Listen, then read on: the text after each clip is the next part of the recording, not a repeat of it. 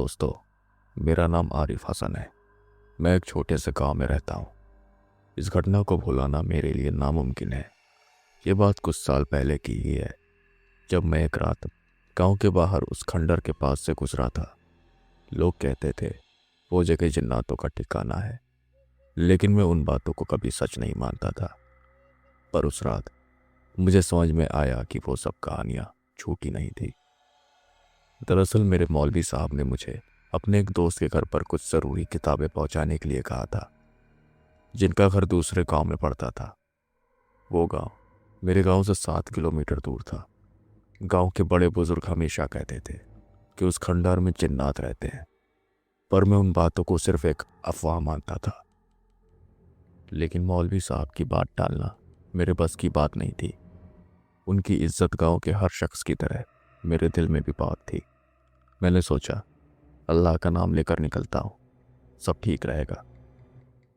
रात के करीब 9 बजे मैं अपनी साइकिल लेकर घर से निकला। मुझे निकलना तो और पहले ही था, पर कुछ वजह से मुझे देर हो गई। आसमान में घने बादल छाए हुए थे। ऐसा लग रहा था जैसे बारिश होने वाली है, लेकिन अभी बूंदें गिरनी शुरू नहीं हुई थी। गांव के अंदर की गलियां तो रोशनी और हलचल से भरी थी, लेकिन जैसे ही मैं गांव के बाहर निकला, मेन सड़क पर पहुंचा, सब कुछ सुनसान हो गया। सड़क पर धूप अंधेरा था। दूर दूर तक कोई इंसान नहीं दिख रहा था।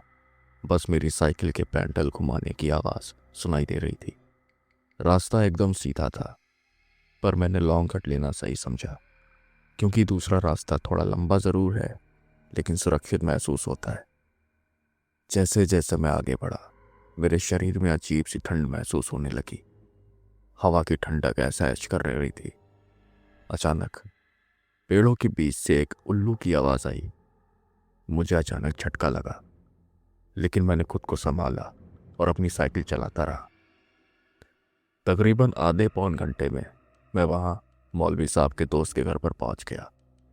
उनको मैंने वो किताबें दी और मैं वहां से तुरंत निकल ही रहा था कि उन्होंने मुझे रोक लिया।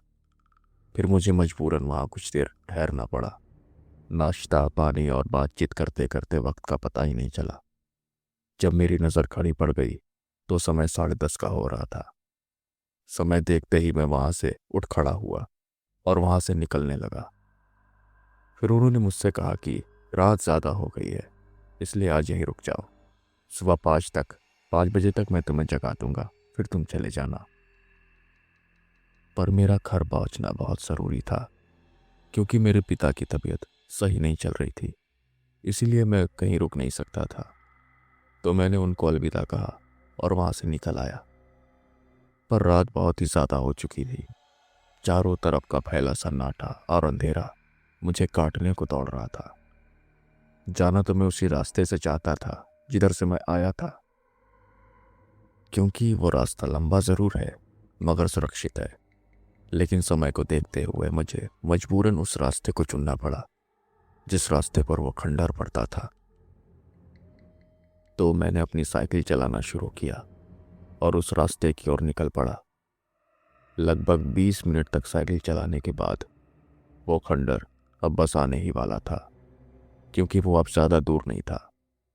मैं जैसे जैसे उसके करीब पहुंच रहा था, मेरी घबराहट बढ़ती ही जा रही थी। गांव के बुजुर्गों की कहानियां अचानक याद आने लगी। वो खंडहर कभी एक रईस परिवार का घर हुआ करता था, लेकिन कई साल पहले वहां एक भयानक हादसा हुआ था। तब से लोग बताते हैं कि वहां अब जिन्नातों का बसेरा हो गया है। मैंने अपने डर को नजरअंदाज करने की कोशिश की, लेकिन तभी दूर कहीं से मुझे शहनाई और ढोल नगाड़ों की आवाज सुनाई देने लगी। मैंने साइकिल रोक ली और चारों तरफ अपनी नजर दौड़ाई। आवाज एकदम साफ थी, लेकिन आसपास कुछ भी नजर नहीं आ रहा था। मन में ख्याल आया, इतनी रात को शादी, और वो भी इस सुनसान जगह पर। यह सोचकर मेरे रोंगटे खड़े हो गए। फिर मैंने खुद को समझाया, शायद मैं ज्यादा सोच रहा हूं। कोई अमीर परिवार यहां शादी कर रहा होगा। पर जैसे जैसे मैं खंडर के पास पहुंचा, आवाजें और तेज हो गई। शहनाई के साथ साथ अब लोगों की हंसी ठिठोले की आवाज भी सुनाई देने लगी। अब मेरा दिल जोरों से धड़कने लगा। मैं खुद को कह रहा था कि यह सब मेरी कल्पना है, लेकिन आवाज़ें इतनी असली थी कि उन्हें नज़रअंदाज करना मुश्किल हो रहा था। खंडर के पास पहुंचते ही मैंने अपनी साइकिल किनारे खड़ी की, क्योंकि खंडर के अंदर से झूमर जैसी तेज रोशनी बाहर आ रही थी। अंदर जाने की हिम्मत मेरी नहीं हो रही थी, लेकिन मेरी जिज्ञासा मुझे खींच रही थी। मैंने जब खंडर के गेट के अंदर झांक कर देखा तो अंदर का नज़ारा हैरान कर देने वाला था। खंडर, जो हमेशा टूटा फूटा और डरावना लगता था, उस दिन किसी शाही महल की तरह सजा हुआ था। रंग बिरंगी रोशनी, झूमर और बड़ी बड़ी मेज़ें जिन पर तरह तरह के पकवान रखे हुए थे। वहाँ बहुत सारे लोग थे जो पुराने ज़माने के कपड़े पहने हुए थे। ऐसा लग रहा था जैसे मैं किसी दूसरे समय पहुंच गया हूँ। मैंने खुद से कहा, ये सब क्या है? यहाँ ये शादी कैसे हो रही है? मैंने थोड़ा और करीब जाकर जब देखा तो वहाँ दूल्हा और दुल्हन भी बैठे थे। दोनों बेहद खूबसूरत लग रहे थे, लेकिन उनके चेहरे पर कोई भाव नहीं थे। ऐसा लग रहा था जैसे वो हंसते हुए भी उदास हो। मुझे यकीन नहीं हो रहा था कि ये सब सच है। मैंने सोचा, शायद यहाँ किसी और अमीर खानदान की शादी हो रही है, लेकिन इतनी रात में यहाँ कैसे? मेरी जिज्ञासा बढ़ गई और मैं अंदर जाने की सोचने लगा। पर जैसे ही मैंने चुपके से खंडर के अंदर कदम रखा, एक अजीब सा सन्नाटा छा गया। कुछ ही पल पहले तक जो वहाँ शहनाई और मधुर धुनों की आवाज़ें गूंज रही थी, लोग हंस बोल रहे थे और माहौल किसी शादी जैसा था, लेकिन मेरे कदम रखते ही सब कुछ अचानक रुक गया, जैसे किसी ने समय को थाम लिया हो। सब लोग जो अब तक हंसते खेलते नजर आ रहे थे, एकदम ठहर गए। सभी लोगों की निगाहें एकदम से मेरी तरफ मुड़ गई और उनकी चमचमाती आंखें मुझे घूरने लगी। उन आंखों में ऐसा कुछ था जो इंसानी नहीं लग रहा था। मेरा शरीर पसीने से भीग गया और मेरे पैर कांपने लगे। उनके चेहरे पहले जैसे नहीं थे। हर एक के चेहरे पर अजीब सा गुस्सा और झुलझुलाहट थी, जैसे मैंने कोई गुनाह कर दिया हो। मुझे एहसास हो गया कि मैं अभी एक ऐसी जगह पर हूं जहां इंसानों का आना मना है। तभी भीड़ के बीच से एक लंबा कदकाठी वाला हट्टा कट्टा आदमी बाहर निकला। उसकी सफेद दाढ़ी जमीन तक लटक रही थी और उसकी लाल आंखें ऐसी थी जैसे उनमें आग जल रही हो। उसके कदमों की आवाज खंडर के सन्नाटे में गूंज रही थी।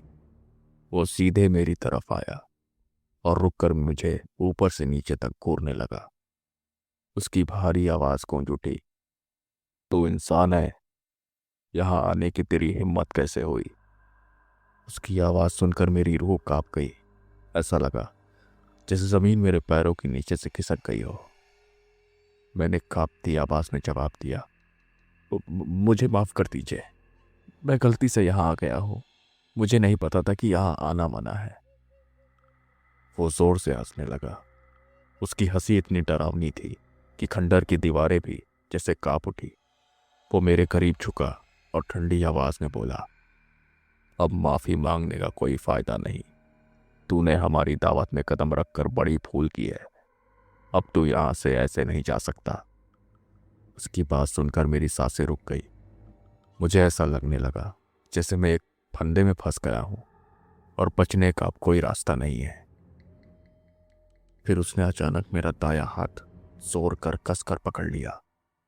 उसने मेरा हाथ इतनी जोर से पकड़ा कि मुझे लगा मेरी हड्डियां अब चटक जाएंगी। उसकी पकड़ से खुद को छुड़ाने की कोशिश बेकार थी। मैं चीखना चाहता था, लेकिन डर से गला पूरा सूख गया था। वो मुझे खींचते हुए खंडर के अंदर ले गया। खंडर का अंदरूनी हिस्सा मेरी कल्पना से कहीं ज्यादा भयानक और अजीब था। दीवारें टूटी फूटी थी, लेकिन उन पर अजीब से चिन्ह बने हुए थे जो चमक रहे थे। झुमरों से पीली रोशनी गिर रही थी और फर्श पर लाल रंग का गलीचा बिछा हुआ था। वहां एक बड़ा सा स्टेज सजा हुआ था जहां दूल्हा और दुल्हन बैठे हुए थे। दूल्हा और दुल्हन बेहद खूबसूरत दिख रहे थे, जैसे किसी पुराने शाही परिवार से हों, लेकिन उनके चेहरे पर कोई भाव नहीं था। उनकी आंखें खाली और ठंडी थी, जैसे उनमें कोई जान ही ना हो। उनके कपड़े बेहद भव्य थे। दूल्हा सुनहरी शेरवानी में था और दुल्हन ने लाल रंग का लहंगा पहना हुआ था, किसी राजकुमारी की तरह। फिर उसने मुझे वहां जबरदस्ती एक कुर्सी पर जाकर बैठा दिया। मैं कांप रहा था और हर पल मुझे ऐसा लग रहा था कि मेरी मौत अब करीब है। वहां बैठे लोग, अगर उन्हें लोग कहा जा सके, मेरी तरफ अजीब तरह से घूर रहे थे।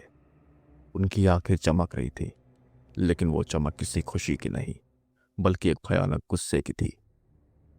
जैसे ही मैं कुर्सी पर बैठा, रस्में शुरू हो गई। किसी ने शहनाई बजाना शुरू कर दिया।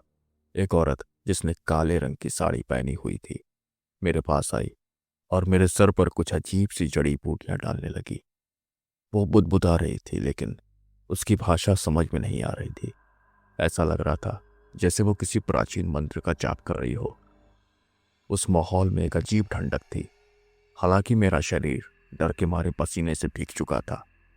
मैं अपनी हथेलियों को मसल रहा था, लेकिन वहां इतनी ठंड थी कि मेरी उंगलियां सुन्न पड़ गई थी। मैंने उस सजावट को और वहां बैठे लोगों को ध्यान से देखा। मुझे यकीन हो गया था कि यह कोई आम शादी नहीं है। वहां मौजूद किसी भी शख्स की चाल ढाल इंसानों जैसी नहीं थी। उनके चेहरे पर एक ठहराव था। उनकी हरकतें धीमी लेकिन डरावनी थी। हर रस्मों में मुझे शामिल किया जा रहा था। मैं समझ नहीं पा रहा था कि वो लोग मुझसे क्या चाहते हैं। हर बार कोई ना कोई मेरी तरफ आता, मुझे अजीब चीजें सूंघने या छूने को देता। मेरी हिम्मत अब जवाब दे चुकी थी। मैं वहां से भागने की कोशिश कर रहा था, लेकिन मेरे पैर जैसे जमीन से चिपक गए थे। मुझे ऐसा लग रहा था जैसे मेरी जिंदगी का हर पल अब खत्म हो रहा है। मैं सोच रहा था, क्या मैं कभी यहां से जिंदा निकल पाऊंगा? मैं समझ गया था कि अगर मैं यहां से भाग नहीं पाया तो ये लोग मुझे कभी नहीं छोड़ेंगे। उनकी अजीब हरकतें और खामोश घूरती नजरें जैसे मुझे काटने को तैयार थी। डर ने मेरी सोचने समझने की ताकत लगभग खत्म कर दी थी। लेकिन तभी अचानक मुझे मौलवी साहब की वो बात याद आई जो उन्होंने एक बार मस्जिद में कही थी। अगर कभी किसी जिन्न या बुरी ताकत से तुम्हारा सामना हो जाए तो तुरंत उस वक्त कुरान की आयतें पढ़ना। वो अल्लाह की ताकत के आगे टिक नहीं पाएंगे। तो मैंने झट से अपनी आंखें बंद की और वहां बुदबुदाते हुए आयतें पढ़ने लगा। मेरा गला सूख चुका था, लेकिन मैं अपनी पूरी ताकत लगाकर पढ़ने लगा। मेरी आवाज डर के कारण धीमी थी, लेकिन जैसे जैसे मैंने पढ़ना शुरू किया, मेरा आत्मविश्वास बढ़ने लगा। जैसे ही आयतों के शब्द मेरे होठों से निकले, खंडर के अंदर की रोशनी मद्धम होने लगी। झुमरों से गिरती पीली रोशनी धीरे धीरे कम हो रही थी और माहौल और ज्यादा सर्द और डरावना लगने लगा। वहां मौजूद लोगों के चेहरे अचानक बदलने लगे। उनकी आंखों में पहले से ज्यादा गुस्सा और डर दिखाई देने लगा। उनमें से एक, जो मेरे पास खड़ा था, घुर्राते हुए बोला, बंद कर, ये मत पढ़। उसकी आवाज इतनी गहरी और भयानक थी कि मेरी रीढ़ की हड्डी में सिहरन दौड़ गई। वो सभी लोग जो अभी तक शांत थे, अब परेशान और बेचैन नजर आ रहे थे। वो अपनी जगह से अब हिलने डुलने लगे और कुछ तो अपना सिर पकड़ कर कराने लगे। मैं समझ गया था कि आयतें उन पर असर कर रही हैं। यह सोचकर मेरी हिम्मत बढ़ गई और मैंने और जोर से पढ़ना शुरू कर दिया। जैसे जैसे मैं पाक कुरान की आयतें पढ़ता रहा, खंडर में अजीब घटनाएं होने लगी। झूमर अपने आप हिलने लगा, जैसे कोई उन्हें जोर से झकझोर रहा हो। दीवारों पर बने चमकते चिन्ह धीरे धीरे गायब होने लगे। वो लोग अब चिल्ला रहे थे, चीख रहे थे और अपनी जगह से भागने की कोशिश कर रहे थे।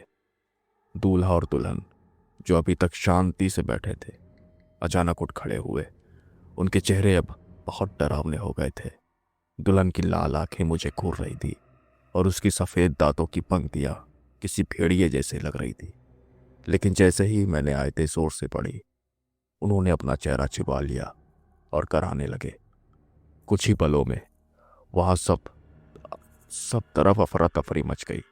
दूल्हा दुल्हन अचानक गायब हो गए, जैसे हवा में खुल गए हो। बाकी लोग भी अपनी जगह पर तड़पने लगे। उनकी चीखें कानों को चीरने वाली थी, पर एक एक करके वो सभी लोग धुएं में बदलने लगे। जैसे ही आखिरी शख्स भी गायब हुआ, खंडर एकदम शांत हो गया। वहां अब सिर्फ ठंडी हवा और अजीब सी घबराहट का एहसास बचा था। मेरी सांसें तेज हो चुकी थी और मेरा पूरा शरीर पसीने में भीग गया था। मैंने महसूस किया कि अल्लाह की रहमत ने मुझे इस पूरी जगह में बचा लिया है। मुझे कुछ समझ नहीं आ रहा था कि यह सब कैसे हुआ, लेकिन मैं जानता था कि मुझे अब यहाँ से फौरन निकलना चाहिए। मैंने मौका पाकर तेजी से खंडर के बाहर की ओर दौड़ लगाई। मेरी साइकिल खंडर के बाहर ही खड़ी थी। मैंने उसे उठाया और पूरी ताकत से गांव की तरफ भागा। पीछे मुड़कर देखने की मेरी हिम्मत नहीं हुई। मेरी आंखों के सामने अभी भी वो दूल्हा दुल्हन और उन जिन्नातों के भयानक चेहरे घूम रहे थे। गांव पहुंचकर मैंने सीधा मौलवी साहब के पास गया और उन्हें सारी बात बताई। उन्होंने कहा, वो खंडर जिन्नात का ठिकाना है, वहां इंसानों का जाना मना है। अगर तुमने आयतें नहीं पढ़ी होती तो तुम कभी वापस नहीं लौट पाते। उस रात मैंने समझ लिया था कि कुछ जगह ऐसी होती हैं जहां इंसानों को अपना कदम कभी नहीं रखना चाहिए। वो जगह हमारी नहीं है, और अगर गलती से कभी जाना पड़े तो सिर्फ ऊपर वाला ही हमें हमारी मदद कर सकता है। उस दिन के बाद मैंने उस खंडर की तरफ कभी रुख नहीं किया। गांव वालों से भी मैंने मना कर दिया कि वो वहां कभी ना जाएं। आज भी जब मैं उस खंडर की तरफ देखता हूं तो मेरी रूह कांप जाती है। दोस्तों, आज की कहानी में बस इतना ही। मिलते हैं आपसे अगली कहानी में। तब तक अपना ख्याल रखें और सुरक्षित रहें। नमस्कार।